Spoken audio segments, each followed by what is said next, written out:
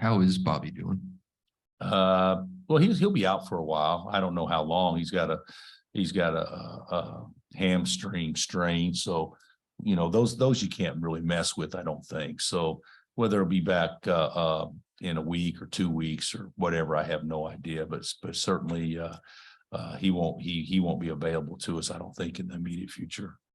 And then, Bill, how does this Rick Barnes team there, or team coached by Rick, compare to other teams that you've gone up against with him in the past? Well, they're different, you know, because of the way they're, to me, the team that we played a couple of years ago that beat us, you know, when they were playing well, they were as good as anybody in the country. And you know, they're just so much more physical than what we are. You know, we don't have the bodies to throw at them in a way that they can kind of throw at us. But I like his team. I think, you know, if they shoot the ball consistently behind the arc, they're going to be a hard team to deal with because they can rebound and they can certainly defend. Joe, how would you evaluate how you did tonight stepping in big minutes? I feel like I could do a lot better. Of course, on the defensive end, getting my teammates involved. Of course, I had 0 assists. I feel like I could do a lot better stepping into Juan's shoes and playing the point guard position. You know, but in all honesty, Joe did well. We haven't been playing Joe on the ball at all because Bobby's been on the ball. So it was kind of a makeshift deal. But I thought Joe did well. Jalen, I was going to ask you about just kind of the difficulty of going up against, you know, Coach said older, more mature, they had length, they were tough around the glass. I mean, it's a difficult team to go against, specifically their defense and rebounding. And what was that like out there and the challenges that presented? You know, it's difficult when they do have length and stuff like that, but honestly, we would have, you know, gave it a better chance and getting those bigger guys moving a little bit more instead of kind of settling on myself. I ran into traffic a lot and threw up some stuff. So I feel like if we were able to, you know, get them out of place and, you know, not just have them standing there just waiting to contest a layup, that could have given us some better chances at finishing at the rim. You know, when you give them the opportunity to just, you know, go head on head and they're more athletic and taller, it's going to be difficult to make some shots. So just next time playing a team like that, going to have to get the ball moving more, get them moving out of place. Oops, anything for the players before I let them go? Coach, do you want to use in for the players? No, it's for the players. What? We have time waiting for coach, but not the player. Okay. You got any more for the players, guys? You good? All right. Thank you, guys. Thanks, guys.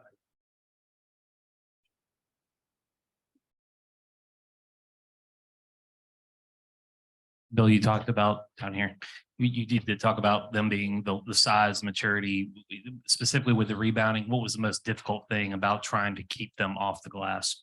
Well, actually, you know, they're averaging 13 offensive rebounds a game.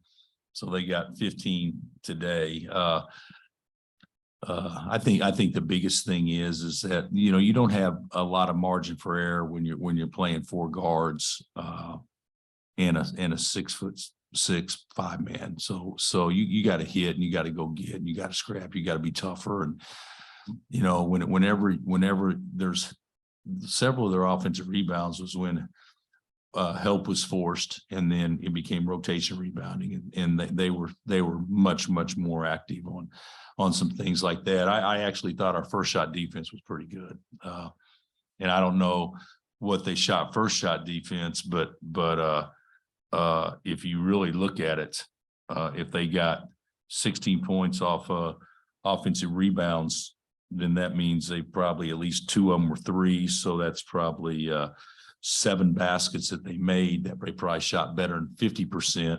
And the rest of the time, you know, they probably shot in the high 20s or early low 30s. So we got to do a better job of cleaning up and doing that. And, you know, Jalen has been such a good defensive rebounder for us. And I really think that through scouting report, they did a great job of making sure Jalen couldn't get to the last period, whether he's on offense or defense. And that was you know, a big key in their success and ours lack thereof. So you've obviously had some success playing small. This is a type of team that you might not even see again. I mean, the physical length of a team like this really does affect Well, the way you play. yeah, I don't want to play small. I want one of those young freshmen to come through so we don't have to play small. And hopefully they will. I actually thought Ernest did well. You know, it's just, you know, we just were playing a lot of times 4 against 5. You know, and KJ, I mean, bless his heart. I mean, he had like 4 layups and couldn't even make them, you know, so he's just trying too hard. But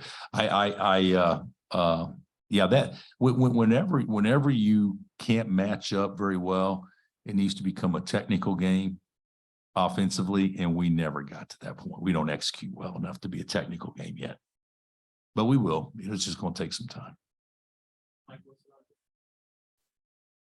Yeah, Bill, you talked a little bit about Tennessee and just the things they do well. What is it defensively that they do that makes it so difficult for teams to score? Well, you know, they have good rim protection. You know, we struggled with this so far this year, and that is scoring inside the paint or close shots over length. And that was obviously the case today.